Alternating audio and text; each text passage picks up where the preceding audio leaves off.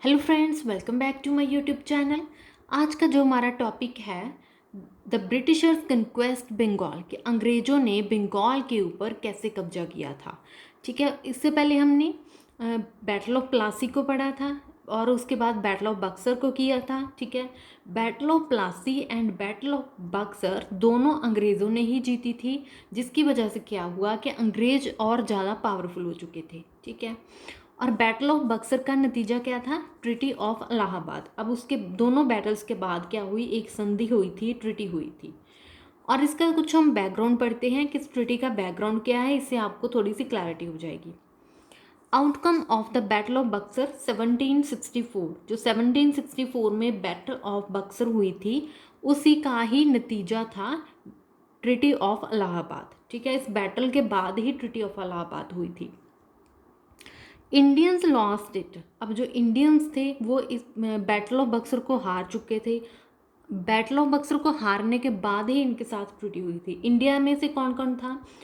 जो नवाब ऑफ बंगाल था मीर कासिम। ठीक है, नवाब ऑफ अवध था जो शुजाउद्दौला, एंड मुगल एम्पायर था शाह आलम दूजा, शाह आलम सेकंड। ठीक है, तो ये तीन थे जो इंडियंस की तरफ से थे बैटल ऑफ बक्सर में, लेकिन ये तीनों हार चुके थे। अब Mir Qasim absconded from the battle. Mir Qasim तो बैटल से, लड़ाई से, युद्ध से भाग गया था। पता नहीं वो मर गया, कहाँ चला गया, कहाँ नहीं, ये कुछ पता नहीं चला। बच गए दो। ठीक है, मुगल एम्पायर जो कि शाह आलम था, नवाब ऑफ अवध शाहजहाँदौला था। ठीक है, ये दो बच गए। इन दोनों ने surrender to the English army, इन्होंने अंग्रेज़ों के सामने सरेंडर कर दिया था। और यहाँ पे हम पढ़ते हैं कि द ट्रिटी ऑफ इलाहाबाद के, ट्रिटी ऑफ इलाहाबाद के बारे में। लेकिन बीच में यहाँ पे दो ट्रिटीज़ हुई थी, दोनों के साथ अलग अलग। ठीक है, शुजाउद्दौला के साथ अलग हुई थी, शाह आलम के साथ अलग हुई थी। तो ये दो ट्रिटीज़ थी। दोनों को क्या कुछ देना पड़ा था, कैसे ट्रिटी की थी, कौन से एग्रीमेंट किया था, तो ये सब कुछ हम पढ़ेंगे। पहले पढ़ेंगे treaty with Nawab of Awadh. जो नवाब ऑफ अवध था मतलब शुजाउद्दौला। ठीक है, इसके साथ क्या ट्रीटी हुई थी?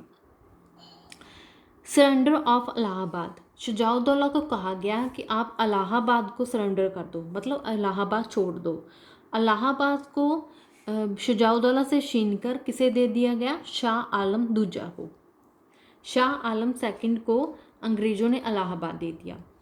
दूसरा था वॉर इंडेमनिटी क्लॉज, मतलब कि जितना भी वॉर में, युद्ध में खर्चा हुआ था अंग्रेज़ों का, अंग्रेज़ बोले कि हमने पहले से वार नहीं किया था, आपने पहले युद्ध स्टार्ट किया था, इसलिए हमारा जितना भी युद्ध में खर्चा हुआ वो आप पे करोगे। ठीक है, तो अंग्रेज़ों ने बना कर पूरा बता दिया कि हमारा 50 लाख रुपया खर्च हुआ है, तो ये आपको देना पड़ेगा ईस्ट इंडिया कंपनी को। तो नवाब ऑफ अवध ने पे किया था 50 लाख।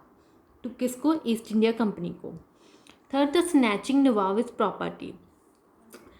अवध का जो नवाब था शुजाउद्दौला, उसकी जितनी भी प्रॉपर्टी थी उसको स्नैच कर लिया, मतलब छीन लिया था अंग्रेज़ों ने। ठीक है, forced nawab to hand over complete control of his property, मतलब जो भी उसके पास प्रॉपर्टी है उसका पूरा का पूरा कंट्रोल अंग्रेज़ों के पास चला गया।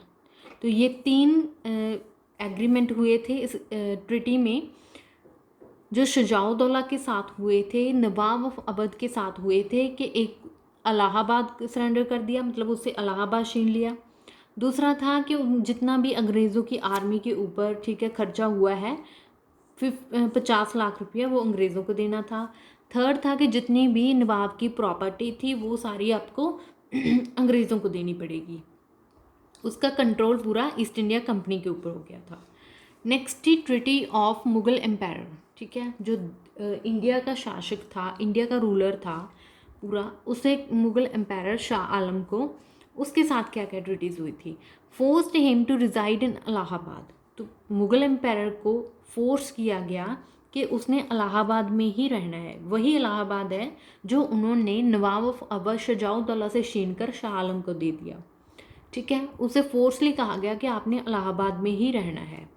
दूसरा, granted diwani rights of Bengal, Bihar and Orissa, मतलब कि मुगल एम्पायर को दीवानी राइट्स दिए गए। दीवानी कौन से होते हैं? जो प्रशासनिक राइट होते हैं, ठीक है। बंगाल के, बिहार के एंड उड़ीसा के, इन तीनों के दीवानी राइट्स किसको दे दिए? मुगल एम्पायर को। वो मुगल एम्पायर को ये सब कुछ बनाकर एज अ पपट यूज़ करना चाहते थे, ठीक है। तो ये थी दोनों जो ट्रीटीज़ थी अंग्रेज़ों के साथ हुई थी, इसे ट्रीटी ऑफ इलाहाबाद कहा जाता है। उम्मीद करती हूँ आपको समझ में आ गई होगी। और अगर आपको मेरा वीडियो कंटेंट अच्छा लगा हो तो please like, share and subscribe my YouTube channel. And मेरे साथ साथ आप भी अपनी नोट्स बनाना स्टार्ट कीजिए, इससे आपको ज़्यादा अंडरस्टैंडिंग होगी। Okay, thank you.